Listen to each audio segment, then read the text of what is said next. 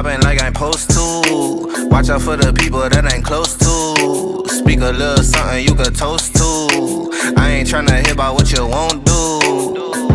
Moving like I'm into. Hit the ground running like the rent do. Speak a little something that you're into. I ain't tryna hear about what you been through. Like hold up, say what's the hold up. I got the pack, who got the roll up? I'm tryna pull up. It seem like every time I show up, it gotta go up. See the drip, they see the glow up. Oh, now they know us. See, it's funny how my pockets out of shape, but I'm fit for the flex.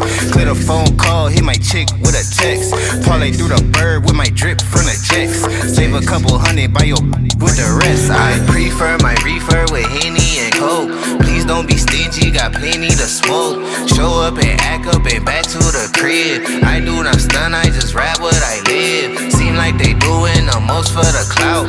Did what I said so they know what I'm about. Show up and act up and back to the crib. I do not stun, I just rap what I live. Ayy, winning like I ought to. I ain't wanna do it, but I got to. Smoking what my doctor told me not to. Got these wishing they was hot too. Ballin' like I need to. Got my exes wishing for a redo. Smell the marijuana when I speed through. Hit her with a tip, that's a preview. Hold up, wait up, get your weight up. Shit, get your money, not your hate up. Boy, draw a play up. I flip my wrist, a layup. She wanna lay up. I gotta get it, I'ma stay up. I'm all the way up, I got my pay up. I ain't playing with you, I'm a coach now. Commentating do the most now. I be somewhere booted with my toes down. Made little baby tooted with her nose down. I prefer my reefer with Henny and Coke. Please don't be stingy, got plenty to smoke. Show up and act up and back to the crib. I do not stun, I just rap what I live. Seem like they doing the most for the clout. Did what I said so they know what I'm about. Show up and act up and back to the crib. I do not stun, I just rap what I live.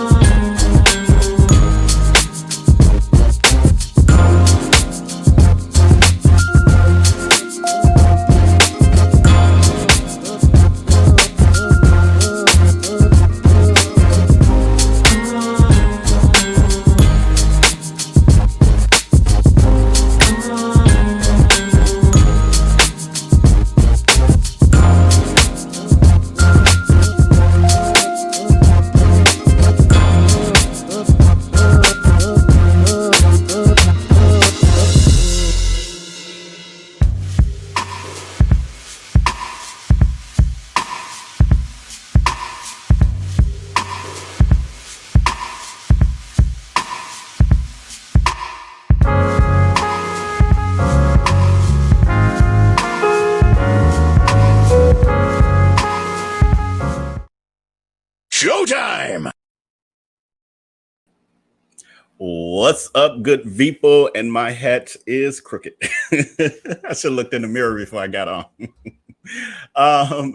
Welcome, everyone. And let me know that you can hear me in the chat by typing either lock up or grace, depending on how you feel about this situation with Carlee Russell that we've been talking about it incessantly for what, 4 days now?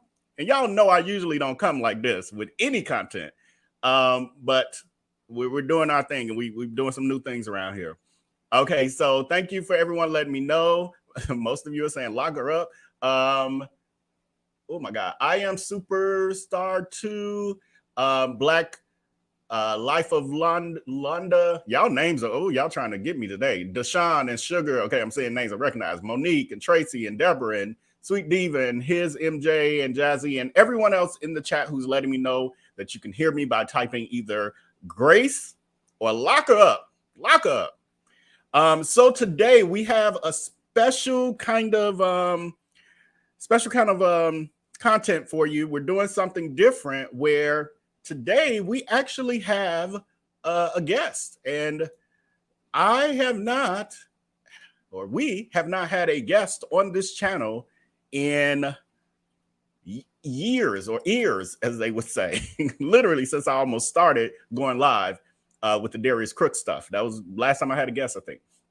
But anyway, so today we actually have a expert, legal expert, attorney, and law professor, Dmitriy Shakhnevich, who is based out of New York City. He is very accomplished. He has appeared on multiple major news outlets as a legal analyst / commentator, NBC, you name it. And so we are blessed today to be able to have his presence, and he's going to answer your questions as well. So get your questions primed. You can start putting them in the chat now.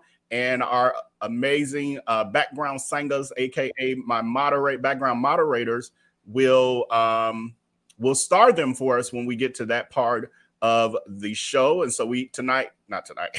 Again, I'm so used to going live at night. But today we have Alice Blesschild of Gord and Marianne Coker, who will both be starring your questions so that when we get to that segment of the show, your questions will be all ready to go. So what we're going to do, because we're going to bring in Dmitriy as soon as possible. We're not going to hold him too long. We value his time, and we appreciate him sparing some of it with us today.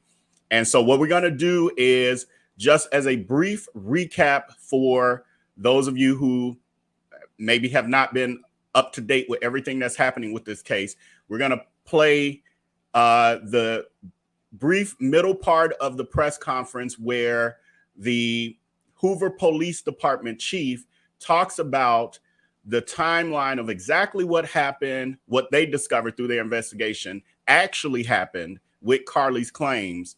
And then we'll move into bringing Dmitriy on, and we will then move into our normal shenanigans after we, get some legal analysis of this. Like, we'll talk about the real thing, handle business, and then we do what we normally do, our kitchen table talk at the end. So I got some other content. Okay, so let me pull in this press conference. And again, we're going to skip just to the meat of it. Good afternoon. Thank you all for helping us get this story out today. I want to relay some of the facts as we know them. Oh, sorry, y'all. That's not the right one. Hold on. Put the wrong clip in. That's what happens when you're rushing. Let's see. Give me a second.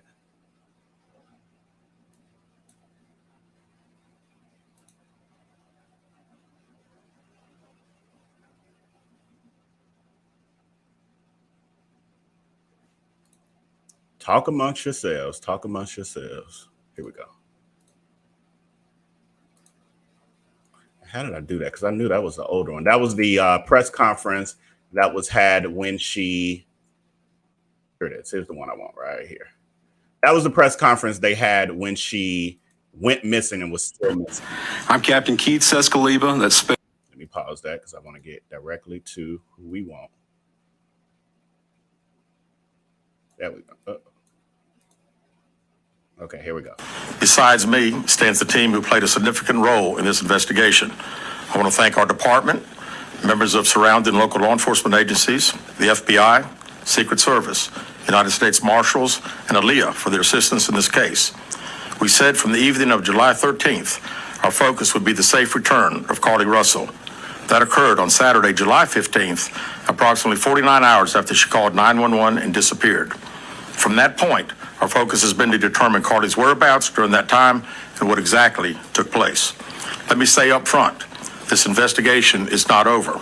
We're still working this case, and we'll be working this case until we uncover every piece of evidence that helps us account for the 49 hours that Carlee Russell was missing. However, through the public interest, and in some cases, public fear that this story has generated, we owe it to our citizens to tell them the facts that we have uncovered. So I will give you the facts that we know today. On July 13th, at approximately 8:20 p.m., Carlee left work from a business at the Summit.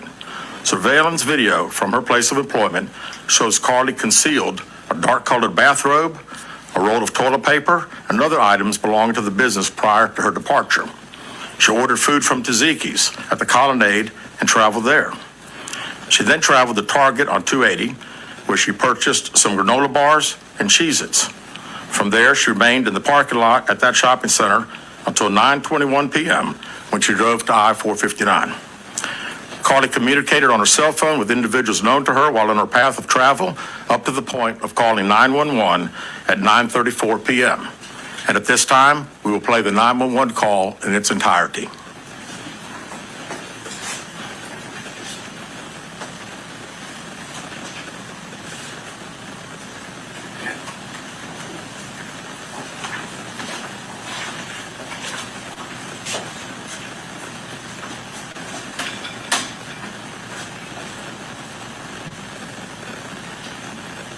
Hi, I am on Interstate 459, and there is a kid just walking by themselves. Oh, hold on. Where on 459 are you? I'm right next to the exit 10 by the Hoover Med, like to get off by the Hoover Med. Okay, so you're before that exit? Yes. Okay, and were you headed southbound or northbound? Like towards that or toward 280? Towards Tuscaloosa. Okay, and was the child on the left or right side? On the right side. Were they walking northbound or southbound? They're walking towards Tuscaloosa. Walking southbound, or how old did they look? Like a toddler, like maybe like 3 or 4. Did you pull over with them? Are you still with them? Yes. Okay, are you with the child right now? No, I'm not. I didn't get out of the car. I can see them though. Do you mind staying and keeping an eye on them until we get there? Yeah, sure, yeah. Okay, what kind of car are you in? I'm in a red Mercedes-Benz Is it a sedan or SUV? SUV. I mean, it's a sedan. Sorry. Can you put your hazards on for me? Yeah, they're on. Okay. Did you talk to the child at all, or did you say anything to them? No. Okay. No. Do they look like they're injured? No, they don't. Are they white, black, Hispanic, or Asian? They're white. Okay. Is it male or female? I think it's a boy, a little boy. White male? Okay. So is he wearing clothes? Yes. Okay. What is he wearing? It's a white t-shirt, and it doesn't look like he has any pants on. It looks like a diaper. And you don't see any cars anywhere? No cars anywhere.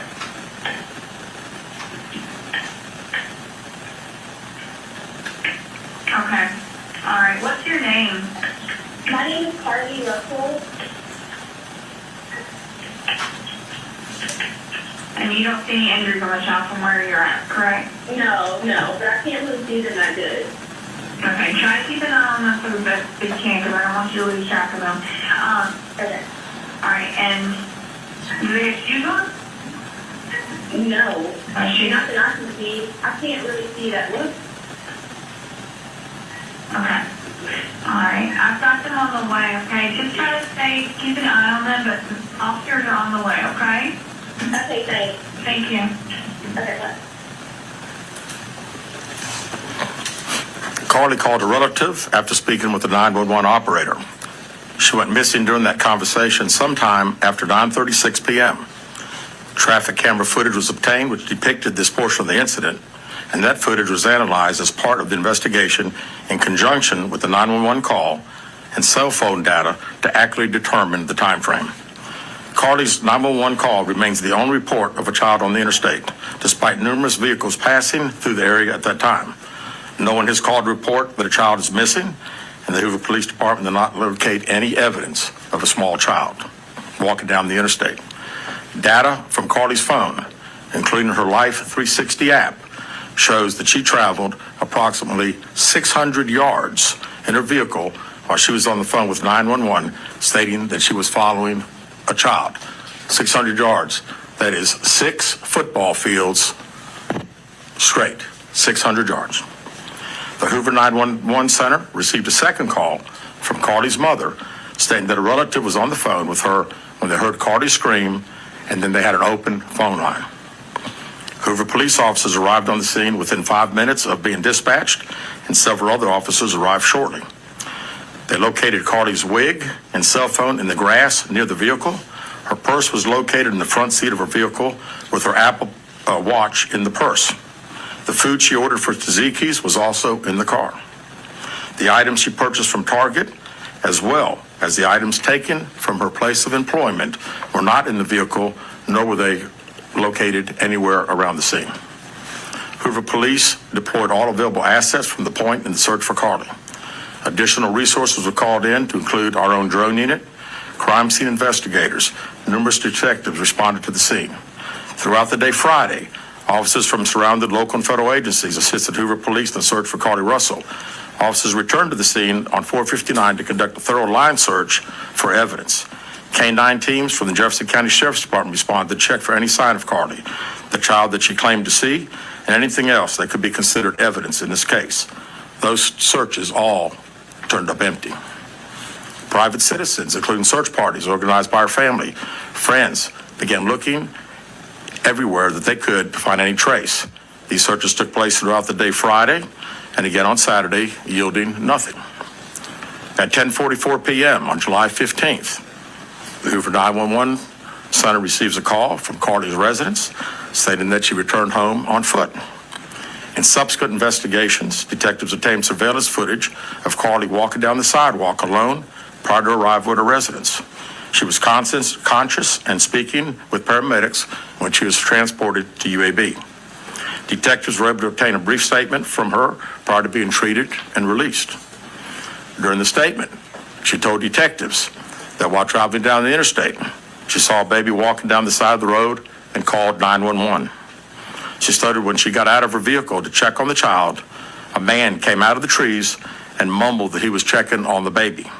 She claimed that the man then picked her up and she screamed. She stated he then made her go over a fence. She claims he then forced her into a car, and the next thing she remembers is being in the trailer of an 18-wheeler. She stated that the male was with a female.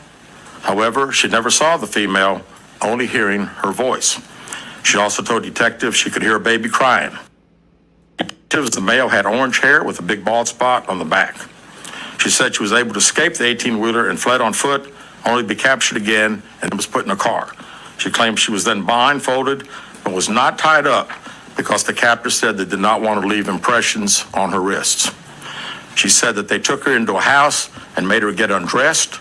She believes they took pictures of her, but she does not remember them having any physical or sexual contact. She stated the next day she woke up and was fed cheese crackers by the female. She said the woman also played with her hair, but could not remember anything else. At some point, she was put back in a vehicle she claims was able to escape while it was in the West Hoover area. She told detectives she ran through lots of woods until she came out near her residence. During this interview, detectives noted that Carlee had a small injury to her lip, and she claimed that her head was hurting. She also had a tear in her shirt. Detectives also noted that she had $107 cash in her right sock. Out of respect for Carlee and her family, detectives did not press for additional information in this interview and made plans to speak with her in detail after giving her time to rest. Detectives continue analyzing data from Carlee's cell phone that was left behind at the scene. We enlisted the help of the United States Secret Service in conducting this analysis. Part of what data includes several internet searches in the days leading up to their disappearance that I think are very relevant to this case. On July 11th at 7:30 a.m., the term, "You have to pay for an Amber Alert," was searched. On July 13th at 1:03 a.m., the day of her disappearance, the term, "How to take money from a register without being caught," was searched. On July 13th at 2:13 a.m., the day of her disappearance, the term Birmingham bus station was searched. On July 13th, 2:35 a.m., a search for a one-way bus ticket from Birmingham to Nashville was conducted with a departure date of July 13th. On July 13th at 12:10 p.m., a search for the movie Taken, a film about abduction, was conducted. There were 2 searches related to Amber Alerts on a computer at Carlee's place of employment, including one regarding the maximum age of an Amber Alert. There were other searches on Carlee's phone that appeared to shed some light on her mindset, but out of respect for her privacy, we will not be releasing the content of those searches at this time. We've asked to interview Carlee a second time, but have not been granted that request. As you can see, there are many questions left to be answered, but only Carlee can provide those answers. What we can say is that we've been unable to verify most of Carlee's initial statement made to investigators, and we have no reason to believe that there is a threat to the public safety related to this particular case. Thank you very much. So we've visited that before, and we can talk about that press conference in detail a little bit later after our guests, because that's a lot. And I'm noticing in the chat that obviously some of you, this may be the first time that you've actually seen the press conference. You may have just heard things. So it's a lot to digest when you first hear it, for sure. Even actually hearing it, I think this is my 4th time. I'm still like at times shaking my head, like, really? But without delay, I want to bring on our guest that we're honored to have today, who is attorney Dmitriy Shakhnevich. And I'm going to have him pronounce his name for us. I caught myself trying to listen to newscasts to find out how to pronounce it, but each one was kind of doing it a little different. So I was like, good luck with that. But anyway, we have today NYC attorney and law professor, legal analyst, and commentator. And he also has a YouTube channel that I have linked at the top of our chat. So please definitely click on that link, give him a subscribe as a way of welcoming him. It'll also, for those of you who may be watching the replay later, it'll also be linked in the description area below, as well as pinned as the first comment. So you can't avoid it. You're going to find it. With that, I want to welcome, I'm going to bring him up, Dmitry. And you're muted right now, just so you know. All right. Welcome. Thank you so much for giving us some of your time today. I really appreciate it, or we really appreciate it. Not at all. I will say 2 things. Number one, the way you pronounce my last name, I haven't heard it pronounced like that ever. Of course. I'm used to it being mispronounced my whole life. That one was good. I will say the photo that you have on the screen shows me about 40 pounds heavier, maybe 30. Okay, it still looks good. Still look good. With that caveat, go ahead. And so trust me, I've been on that journey as well. So it's something to be proud about. So what I wanted to do was basically get your perspective on, after watching that press conference, what are some foundational takeaways that we should have as the public from a legal perspective as it pertains to what the Hoover police said during yesterday's press conference in regards to her actions that they've discovered through their investigation? So I appreciate that you ask what I think from a legal perspective, right? I'm not a public relations guy. I'm not a publicity guy. I'm not a media guy, right? In terms of the law And I know what you heard there sounds really bad. I can tell from the comments, yours and other comments over the web, that people are really struggling to see what happened here, and people want more.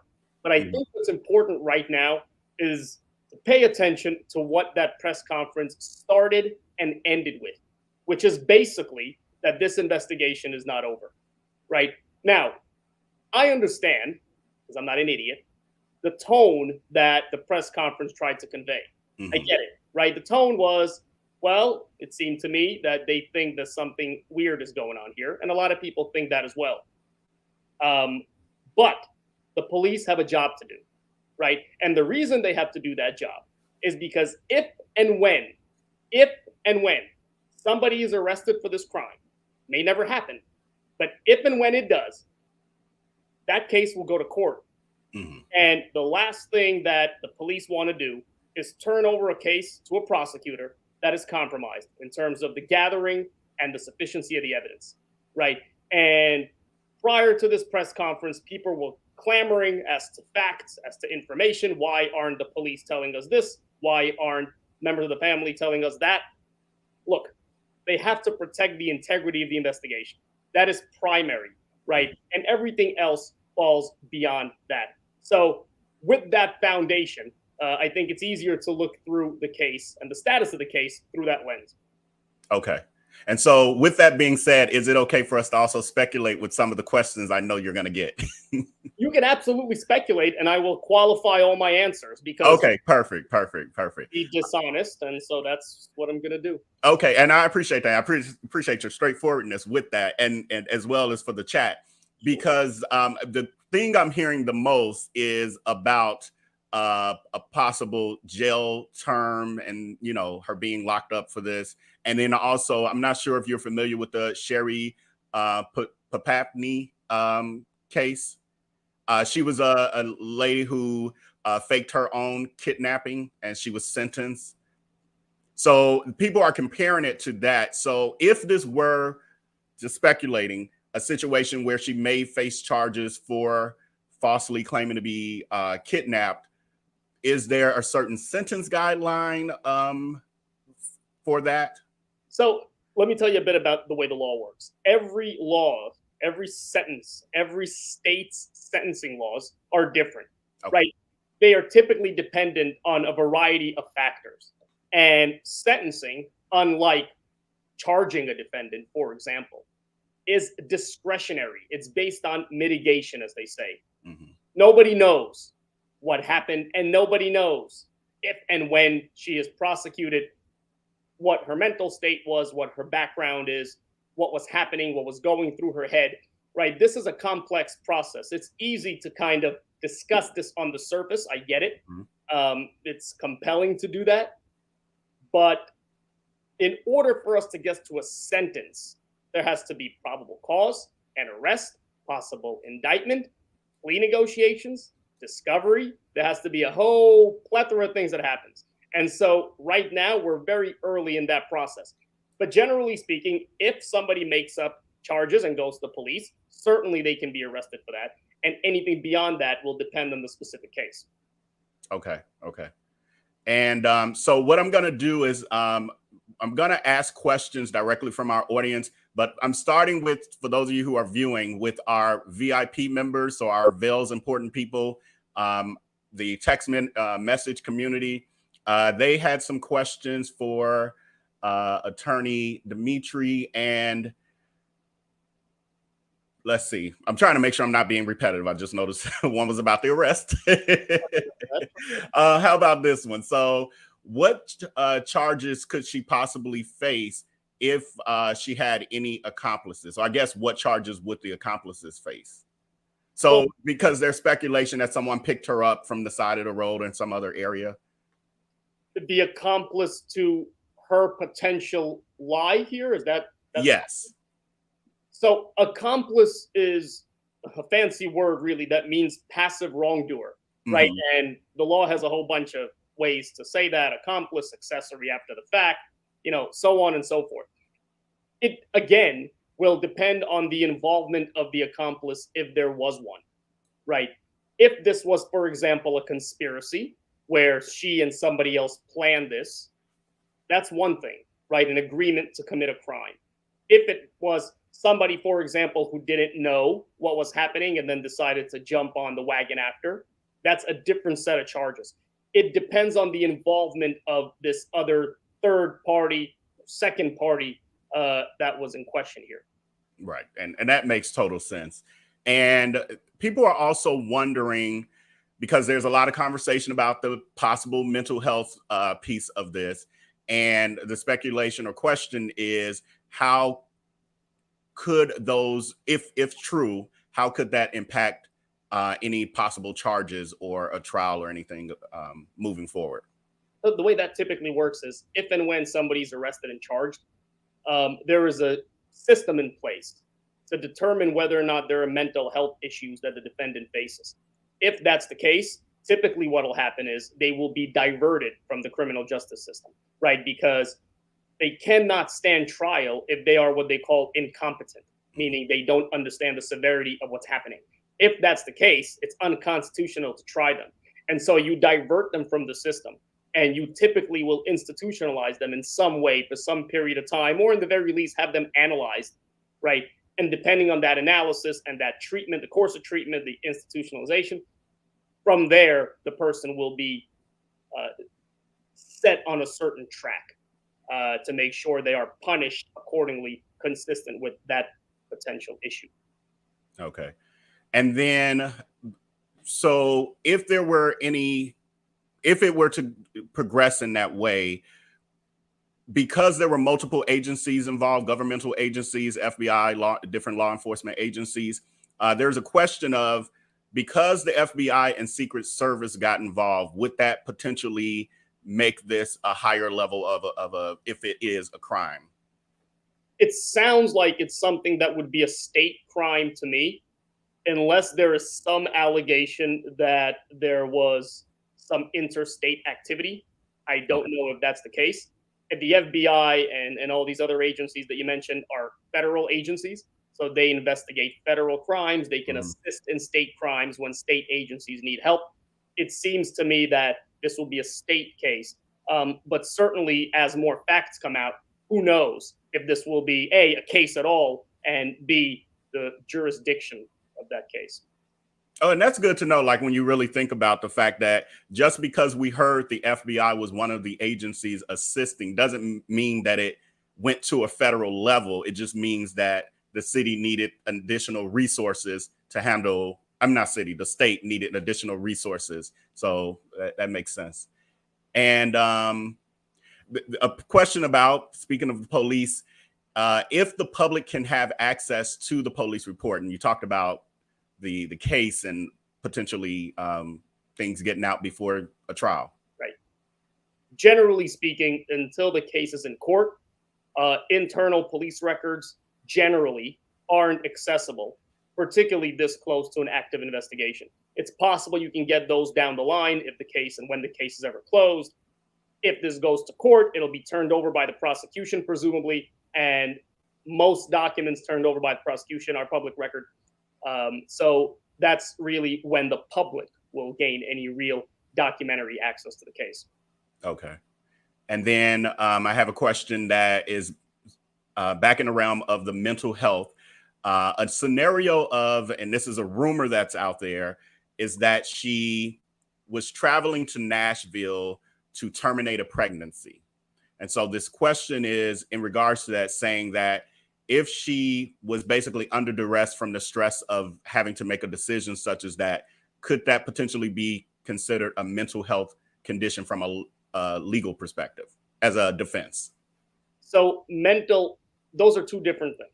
So mental health as it relates to competency, that relates to whether or not somebody can stand trial, has the requisite, as they call, mens rea, the brain power to stand trial. Okay. Now, there is something else called insanity, right? Insanity is a legal defense to a crime, right? And duress is kind of like that, right? So in order for any crime to be committed, particularly something like this, you have to have a certain mental state, whether that be intent or something else. If you're acting under duress, then that negates that mental state, right? Same as, for example, if you're drunk or if you have, again, some mental health issue, right? So that's how that would play out. And that is an issue that may be flushed out at a trial. Okay. And have you had any experience or seen scenarios like this where the defendant or person who is being charged has basically had to pay restitution to the government for the fact that they had to put on a search party, multiple governmental agencies involved, etc.? Restitution is a weird word. Restitution really means repayment to the victim, right? If a defendant is charged, typically in a criminal case, there is a victim. The government is the agency prosecuting this case. You generally don't pay back the government for the work that they do. Okay. And even if it's under false pretenses? Again, generally. Okay. Key words, right? Well, gotta be up, you know? Okay, so I think the others are. Oh, well, here's one about her vehicle. I don't know if this really qualifies under your purview, but there's a question being asked if her car could have been confiscated by the police because of this situation. The way it typically works is if the car is evidence in a case, typically the police and the prosecution can hold on to it pending the trial because it's evidence and it can be tampered with. If it is not, then they can confiscate it and then they have to release it. The key is whether or not it will be evidence in a case. That's the crux of the question. Okay. All right, and then we're going to jump to the live chat. We only have a couple questions, so we won't hold you too long. Really appreciate you. Not at all. Brianna is saying if she had a friend help, like move her from the scene, can they be charged too? You really kind of answered that. Hold on, let me pre-read.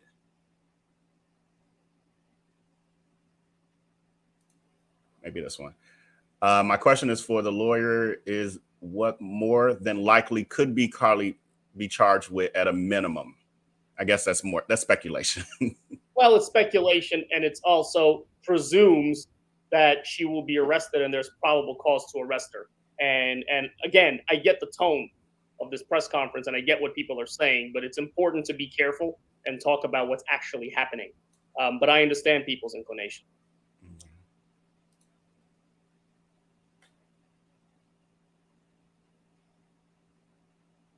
And let's see what this one. Does it matter at this point if she worked with the authorities in respect to criminal charges? In your opinion, is the state setting the stage to process criminal charges? Well, that's tough to answer because you would have to know what's actually going on. Again, right? Nobody knows whether or not she made this whole thing up. Again, I'm not stupid. I understand the tone here, but nobody really knows. And so if the question asks, does it matter if she works with the authorities? Works in respect to what? If she made it up and she's working further towards making it up, then that obviously won't help her at the end. If she made it up and comes clean, that may, a lot of ifs. Okay, I think this will be the last one. I have a question. Any findings found online that further prove a hoax? Is it permissible in court? It's a great question. Generally speaking, yes, right? The reference here, I suppose, are to the internet searches. Those would generally be admissible in court. Okay. Well, thank you so much for clarifying this and giving us some clarity as we continue, because it's not going to stop, unfortunately, here and all over the internet, people speculating, but it's good to have a legal clarity, and you've definitely set expectations, and I really appreciate you for connecting with us to do that, and hopefully we can talk in the future if and when, or I should say when, another situation is comes up. And any last words you have for the audience? But well, besides, tell them where to follow you at. Sure. I have a website. It's www.dshacklaw.com. I have a YouTube channel where I post informative legal materials. That's youtube.com/@dshacklaw. And you know what I would just tell people is be patient. Be patient. It's very hard to be patient because everybody's looking for answers. But speculation won't help, and jumping to conclusions won't help. So patience really is key. And this isn't a case that will take too long for some information to come out, I think. I like that. I like that. So, and his YouTube channel is pinned again in the top of the chat. And it also it's in the description area and will be pinned as the first comment on our video. Thank you so much. Could you pronounce your last name so that next time I'll do better? No problem. It's Dmitriy Shakhnevich. Shaknevich. Okay. Shaknevich. Yes. All right. Thank you so much, Dmitriy. And we will keep in touch. Thank you for having me. All right. Take care. Bye-bye. All right. Thank you, guys. I see that some people have said that they have subscribed, and we greatly appreciate it. Dmitriy coming and spending his time and giving us some legal perspective on this so that as we continue with our speculatory shenanigans, we can now comment in the comment section here in the chat with some truths and some facts. And I love that he said what's key in these sort of situations is patience, because I see it a lot too. You know, we went through the Tim Norman trial together where I was literally going there, and people literally 2 years prior to the trial, why it's taking them so long? Why they doing this and why they doing that? And what we found when the trial actually happened 2 years later, and what, almost 4 or 6 years, was it 6 years after Andre's untimely passing, we found out that the government was on it. I mean, they had left no stone unturned, and they needed, and it was a team of them. There were like 20 of them, FBI agents and stuff in and out of court when I was there. So patience is key in these situations, and also keeping in mind that they can't tell us everything, because if the law enforcement, government, etc., puts that information out for public consumption and public fodder, it's gonna do nothing but harm the case. So we will still, we can talk about it, we can bond over it and all of that, but just be patient and, you know, don't be harassing the police and all of that stuff. And again, thank you all for subscribing, and do those sort of things, because then we'll have more guests and people will know that they can come on our platform and we'll support them, and we'll get we'll be not only purpose driven, but one of the most informed groups on YouTube and these social media streets. So but thank those of you who submitted your questions. I may have missed some depending on when you sent it, because of the fact that I'm only one man and I was multitasking trying to get this all together. And Dmitriy and I connected this morning, and I pulled all this together because I was not going live to talk about Carlee again today. That wasn't my plan. Well, kind of, it became a plan because we got the situation. I guess I'll start. Wait, let me see. Let me get off y'all know I have my talking points. Let me just stay on task, slow down. I just said patience, and I ain't even being patient with myself. I'm trying to move ahead. Oh, that's that. I'm gonna ask how many of you know about this story. You know what I'm gonna ask instead, though. Hold on, let me get to my assets down here. With this Sherri lady, y'all let me know. Do y'all want me to do this story? Do y'all want to do a live stream where I do a deep dive on it? Because I honestly only vaguely remember it. I don't know any details, so I would be learning. Where am I talking? Do you want me to cover her name again? Sherri. Papini. Do you want me to cover this story? I can't even give y'all over. I think this is the same lady. So they said mom who faked on kidnapping sentenced to prison in 2016.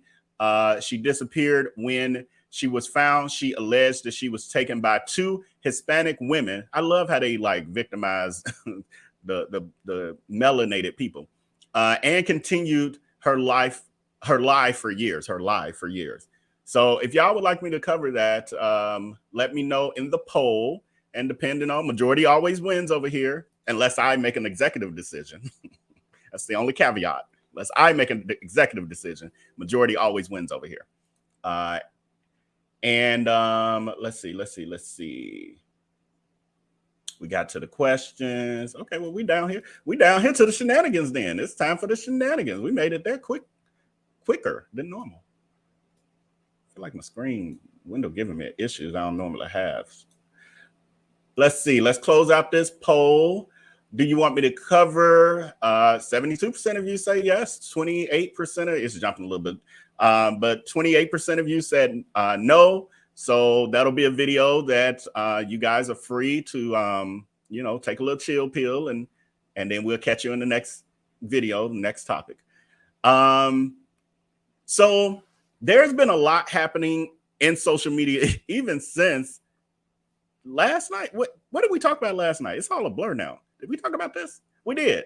So even since last night, there's new developments. I did see in our comments last night, people there, and I think I'm pretty sure I read the comment about the fact that Carlee's boyfriend had deleted all of her, basically deleted any sign that she was on his social media platform. And hold on, let me find it. Where is that? So this was her. I mean, from what the streets are saying, they were already broke up anyway. And he just, when this happened, started claiming her as a girlfriend again, but they were already on the outs. And this was the only picture that he had posted of her, was his social media post, heartfelt. Thank y'all for helping us find her. My heart, I was laser focused or blindfolds on until I found her. I wanted to see her face again, blah, blah, blah, blah, blah. But people are saying that's all cap. That's all cap. And that he actually already wasn't talking to him. Y'all know I'm not going to revisit every single thing. But we also read the DM from, and if you haven't heard this stuff, it's in the last video right before this one. So then you can see it in detail. But we went over and we read the alleged DM, Instagram DM from Carlee to some side chick that was messing with her ninja, and she said the other N word. And so they were going back and forth, and Carlee was, dragging the girl and saying, you're poor, I'm rich, I'm a nurse, you a stripper, I'm a bad B, you raggedy as F, like bottom of the barrel, something, blah, blah, blah. So Carlee did all that, but they're saying that they weren't together anyway. So, and people are speculating that Carlee, 17-year-old pregnancy and all of that. We don't know if that stuff is true because it hasn't come to light yet. But anyway, so now when I got off of our live is when I went and saw that, yes, in fact, he has deleted this post. That's why you got to screen grab stuff. You got to be like, you got to screen grab it when you first see it. You don't hesitate. Don't think you're going to come back and see it again, because people will delete it on you. So he has deleted that. Unfortunately for him, the internet never forgets. Never forgets. So he ain't got it no more, but I got it. And so does about 100,000 or a million other people. So, but yes, it is true that the boyfriend and he did this for those of you, because I'm talking all over the place. For those of you who aren't aware, he deleted this post after the press conference from the Hoover police that we just watched. So he was like, oh, the gig is up. Delete. I don't know her. Who that woman? I don't know her. So that was true. And so then there's other things. This I just saw today for the first time. Again, the internet never forgets, and people start to dig and all of that. That's why you just don't ever want to get on the bad side of the internet, especially Black Twitter. It's no joke over there. And so someone on Black Twitter who was probably already friends with Carlee, because I know for a fact that her page is privated, because I went to it the other day just to look, and it was privated. And so I ended up, we're going to get to the memes. I got something for y'all. And I could have pulled even more. I just didn't have enough time. So maybe we'll do another live, not today, but another live at some point where we'll just do some shenanigans with the memes and the videos and all that, because it's a few of them. It's a lot. It's very entertaining. Some I haven't seen yet because I haven't had time. But anyway, so Carlee, someone went on Carlee's Twitter, scrolled through her timeline, went back through history, and found a post from her, a tweet rather, from her that was on Twitter back in July 27th of 2022. Now, this is alleged. It looks real to me, but it's still alleged because I don't know for a fact. But anyway, they're saying this was a tweet she put out, and it says, I need to check into a hotel for a few days because everybody has been pissing me off every day this week. Like, please just stop talking and stay away from me for at least 48 hours. Now, I don't know. This is just way too coincidental. Like the time frame, 48 hours. She actually was missing for 49 hours, as the police said. They said almost 49 hours. So it was 48 hours and some minutes. And we know that she is connected to supposedly being at that Red Roof Inn hotel that her family went to, and they said they couldn't find her and she wasn't there. But people are saying they lied because they were embarrassed. And then she ended up coming home from there after they left, so all this stuff. So that's what's out here on social media. I cannot verify that this is real. It looks real, but that don't necessarily mean anything. But it's very coincidental that she has a post from a year ago, almost a year ago to the date, almost a year ago to the date, that literally describes her plot of what she just did. Very interesting. So that's out there. I guess one day I'll compile all of the receipts in order, and then we'll just go through them so we can have it all concise. I'm seeing Andrea Edmonds. Send me, if y'all want me to cover stories, because Andrea is saying, I think my moderators might be busy, but let me try to put it on the screen if I can. Where is it? How far is it?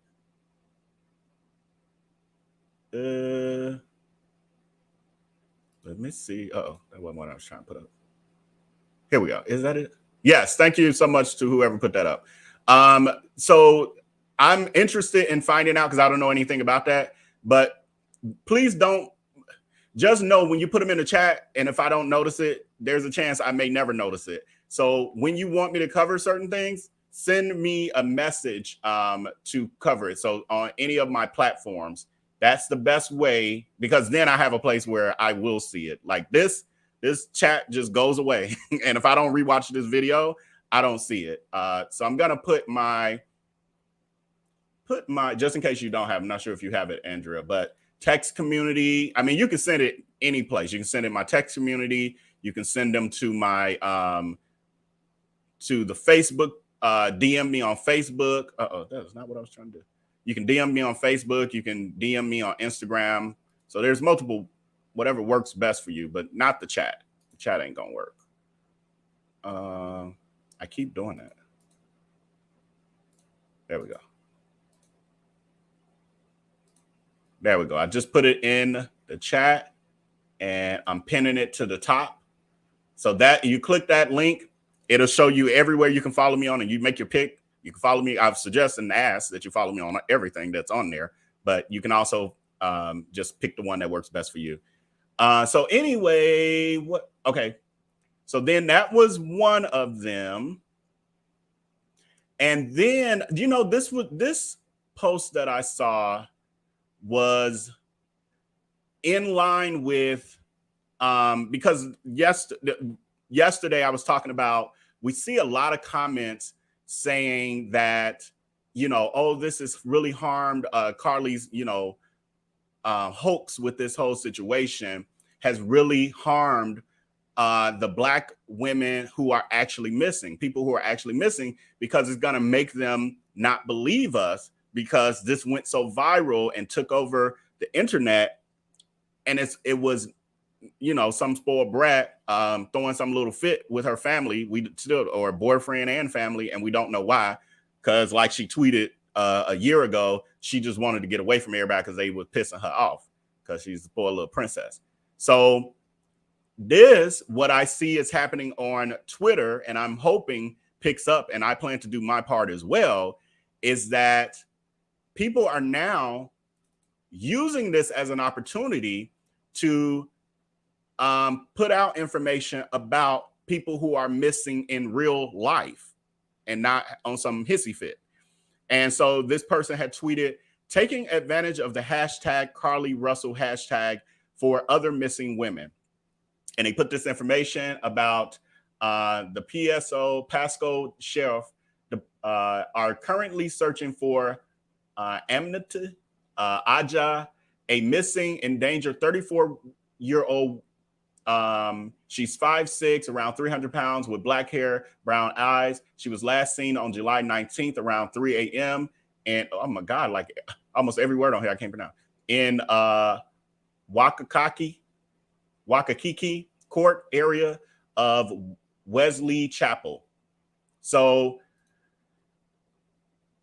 what I would love to see us do, because I think I look at this as a glass half full kind of situation. And we know that what the devil means for good, you know, could be for the glory of God and God's people. And I'm looking at it like we finally have a story that's getting national attention as far as Black women. So that means this hashtag is viral. It's all over the place.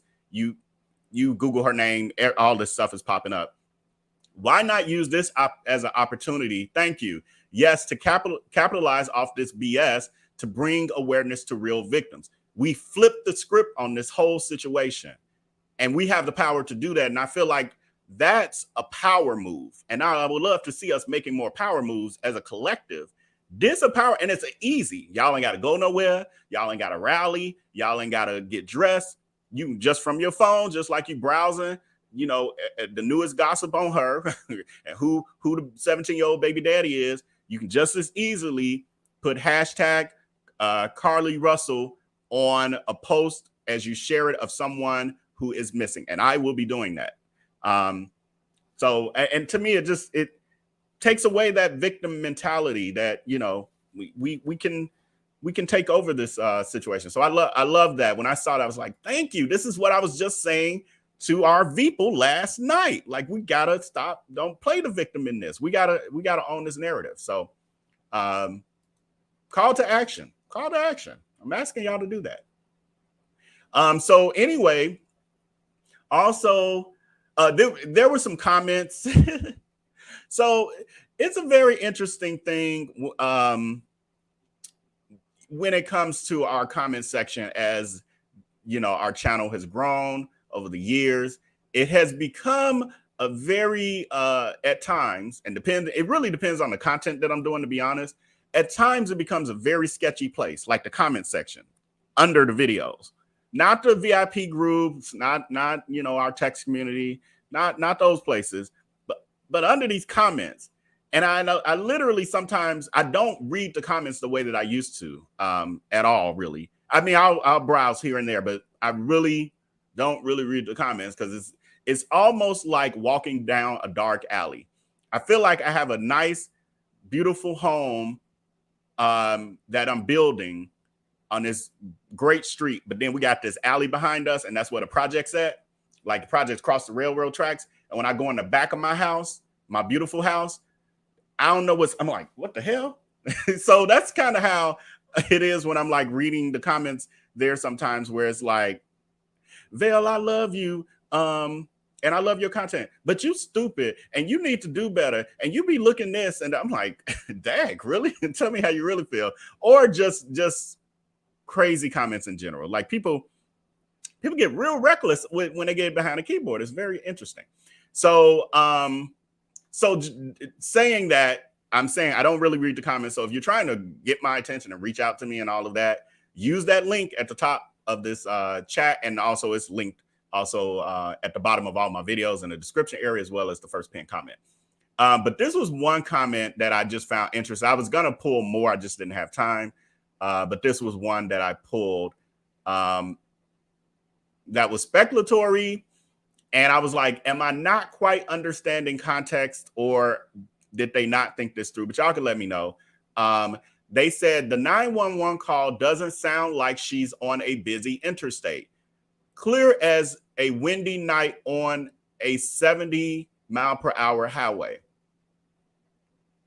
So I'm like, we literally heard from, so I'm thinking, and this is what also happens, is that people do not watch the videos. It's the most mind-blowing thing to me that people will literally look at the thumbnail, look at the video, look at the title, and because maybe they followed it somewhere else, they literally jump right in your comment section and they say things that make it very clear that they never watched the video.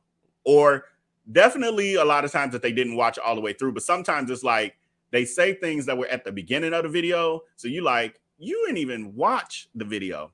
So this comment made me say, it's clear because the police has stated that her car was even found on the interstate. We know the 911 call was made on the interstate.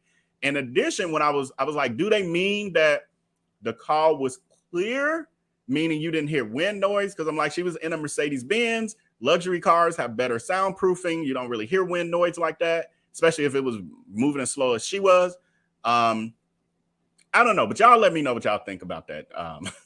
It's just, and I was going to go deeper with not just like trolly kind of comments, but just comments in general under the chat. But I didn't have time to do that. So now we're going to get into some of the social media memes that was just mentioned by, I forgot who mentioned it, but the memes. So one of the memes is this one that says, here's the baby that Carlee Russell saw. And you can't really see it here well, but it's, is it Marlon Wayans from one of the movies or skit he did where he's like in a baby bonnet and he's like a little baby. I think it was that movie where he played all those characters maybe. So that's that they're saying that's who she actually saw. And then we have, here was a comment. I'm not sure. Again, we just talked with Dmitriy and he was saying all the speculation. And these people are speculating that from what I'm hearing, law enforcement collected some surveillance footage from the Red Roof Inn. I'm not sure what it shows. There's a possibility that it shows nothing, but I'm pretty sure that the Red Roof Inn is connected to the story in some way, shape, or form. So people are still talking about that, and now they're saying that the police have the surveillance footage. But like Dmitriy, attorney Dmitriy said, yeah, most likely they do have I'm sure they have the footage. We're not going to probably hear about it or know what's on it until there is a conviction and not a conviction, indictment and maybe a trial. Other than that, the speculation of probably, who knows? We may or may not. I forgot this one was in there. That should have been a little earlier in our conversation. And then here's another one. They said, great Halloween outfit for kids this year. The Hoover roadside toddler. So some people are going to dress your kids up as the Hoover roadside toddler that never existed. And then we have, I love this one. So I showed y'all yesterday the Taken poster. This one is the Tooken poster because she took herself. She took herself. So it is not taken, but it is Tooken. And then here's the one from yesterday. Where is that? So you got Taken and you got Tooken. And then I showed y'all this one last night. This is the they were calling it the Carlee Russell Survivor Kit or something to that nature. It's a kit. So you got your Cheez-It, the Taken movies, some toilet paper, and your cornrows. And then, of course, the Jussie Smollett. I've seen a lot of these. I got another one down here, a new one. But I've seen a lot of these. I I've even seen a mashup of video where her face changes to his face. So I'll show y'all that one eventually. I got to pull it. Then we have this one here, Carlee's dad. So y'all was talking about this last night in the chat. I did notice that as we were doing our live stream, and people were talking about the father's face was like, this ish. I'm not with this. I don't believe her. Like, look at what she done got us into. And so this person captures it and says, I don't care what no one says. This looks like Carlee Russell's dad's face confirms he knew his daughter was full of ish, but he was gonna stand by his baby no matter what. LOL. Plus, his wife probably would have went upside his head if he didn't. I do truly believe. And so they're showing all the different images of him. Yeah, yes, he is over it. He is over. Because remember, this is the video of after she was found. There should be a level of, rejoicing should be on the face. It's some heaviness on that face still. And then the last one I have for y'all is more out there, but these I had to pull them real quick for y'all. Versus with Jesse and Carlee. They're gonna do a scammer versus. So you gotta love it. You gotta love social media. You got to love it. Let's see if we have some starred comments. We got a couple, literally. Oh no, those are old. Yeah, those are old. Let me jump to the live chat for a second. I'm gonna do a handful of comments and then I'm gonna let y'all go. We're not being here more than an hour and a half because the plan is I'm gonna come to y'all later this evening. Again, I'm on it. And y'all better enjoy this. I need to see these likes showing me that y'all are okay or appreciating the fact that I'm actually providing y'all with all this content. So tonight we are not coming live about Carlee unless something major happens. But I ain't gonna dedicate no whole stream to it. But we're gonna start talking about some of the other topics that I have, only a couple, but I'm gonna give an exclusive update on the John Amos, his situation with his son and daughter. And then I think I'll just say that for sure. And I'm gonna do more of a deep dive coverage and do more of a from where we started with the story to where we are now. So it'll be a little bit more involved. I do the deep dives. So we'll see once I put that content fully together, I'll get a feel for how long that feels like it's going to be. If it feels short, then I'll add another story in there that I'm looking at.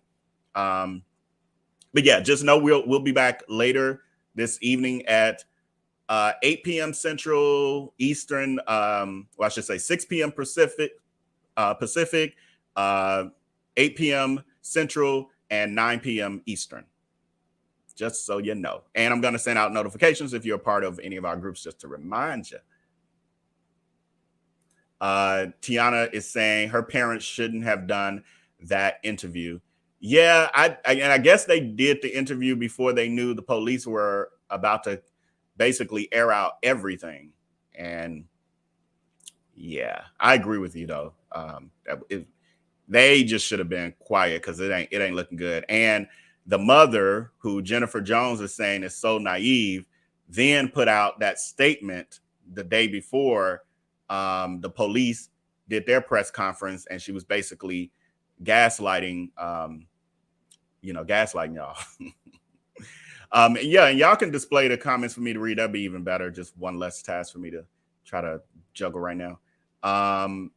Margin is saying, I fully understand that the mother loves her daughter, but she is not helping her right now. She needs to get her an attorney. I guarantee you they have an attorney already. Guaranteed. I think I say they have an attorney because you can tell through their actions or lack thereof that they have an attorney. That's why they're quiet. That's why Carlee has not still not interviewed with the police. We got so many comments I can't even get to the top of where it started. Michael Little is saying they did that interview because it was national media. They did that interview because it was national media. Yes, they did. I'm lost at context of what you're saying, Michael. Meaning, I don't know. Meaning they did it because it's national attention, but for what reason? Was it to get the word out? And because the perspective that where we were just coming from, those who are on the same page as me, is the fact that if they weren't going to come out and say something, something that had impact, then they should have just been quiet. And on top of that, if they came out knowing that the police needed to still interview her and felt like, hey, we're going to have to address the public too, that they should have just kind of sunk to the background if they don't plan on having her face the music, so to speak, with this situation, or face the music or be held accountable. M. Gabrielle is saying, if I was a mama, me and Carlee would be fist fighting right now. Yeah. Like, do I have star comments? Well, I can't get to the top of my chat. Something ain't working right. Hold on. James Hudson is saying, as a parent, they should know their child. Good parents would have had the real story as soon as they laid eyes on Carlee. I think that's a little harsh because I've seen people be good parents and they just have a black sheep. It happens. You can't parent craziness out of people. Like, some people just a little off, and no matter how good of a parent you are, they just be off. And so that could, because they look like decent people, they appear that way no matter what they may be doing now to for embarrassment or protect their ego, their ego and all of that. Regardless, they seem like decent people. So I'm not going to say that they were bad parents. It could be that they had a bad seed and they did the best they could with the bad seed. And obviously, if she is in fact a bad seed, they did a pretty damn good job because they got her to this point, meaning she went to college, she graduated college, and she had a job before she, I guess, started stealing from it. So I don't know. I don't want to make some, those kind of allegations at people, and we don't know those sort of things. That's speculation, because we have family members who, have ended up in prison and all of that stuff. And it doesn't mean that their parent was a horrible person. The person just made bad decisions, and they're grown. She's 25. We're not talking about a 15-year-old. We're not talking about a 5-year-old. She's a 25-year-old woman. She'd be on her own anyway. Michael is saying they wanted the largest audience to convince viewers that Carlee was indeed abducted. Mom was trying to sell it. I could see that. She did a horrible job, because you can't sell something like that without at least appearing to be giving details. And they were very, very, very surface with everything that they were saying. But I hear you. Paradox True is saying, I just want to know why she did this. Yeah, we may never truly.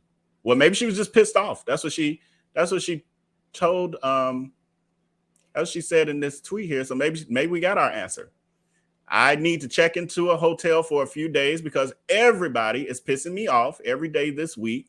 Like, please just stop talking and stay away from me for at least 48 hours. Maybe that's your answer.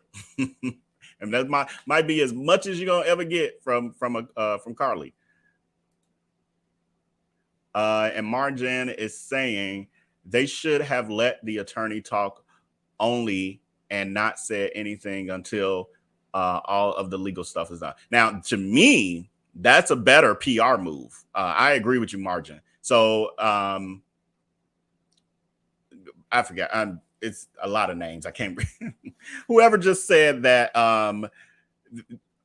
Yeah, I wouldn't be able to see it here. But whoever just said that about her going to the Today Show, that would have been a better move for them to do a press conference with an attorney leading the conversation and them standing behind them, like they do the lottery or something.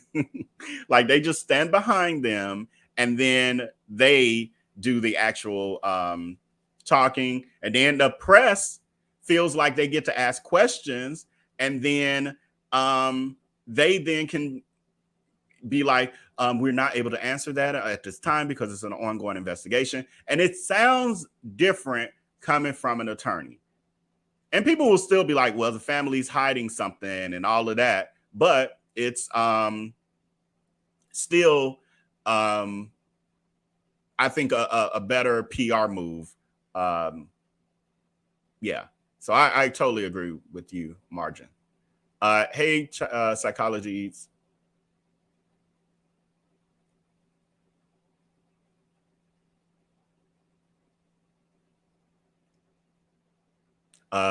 Hey, fan one is saying Carlee was entitled and spoiled, though she was living at home and should have had more rules. She had poor priorities.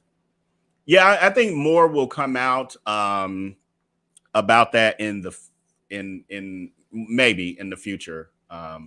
Yeah. All right. Well, because we'll be back later, I won't prolong this. I thank all of you who are viewing. I thank my moderators who are in the background. And please remember to hit that like button if you didn't when you came in. Also, subscribe to this channel if you are new. And until next time, until this evening at 8 p.m. Central, 9 p.m. Eastern, we will see you then, and make sure to take care and be blessed. Peace.